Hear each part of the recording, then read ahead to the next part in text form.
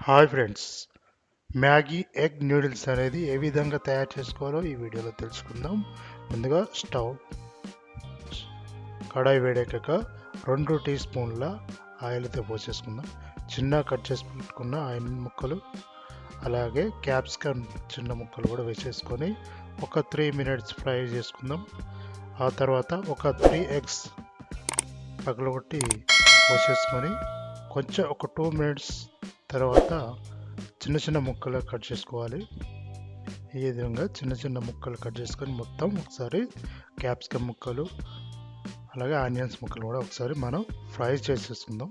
అప్పుడు ఎగ్స్ అనేది చిన్న చిన్న ముక్కలు ఈ విధంగా అయితే రావడం జరుగుతుంది. ఇప్పుడు మనం దీంట్లో ఒక చిటికెడు పసుపు అలాగే కారం, సాల్ట్ కూడా వేసేసుకొని మొత్తం ఒకసారి కలిపేసుకొని ఒక 1 మినిట్ అనేది మనం ఫ్రై చేసుకోవాలి.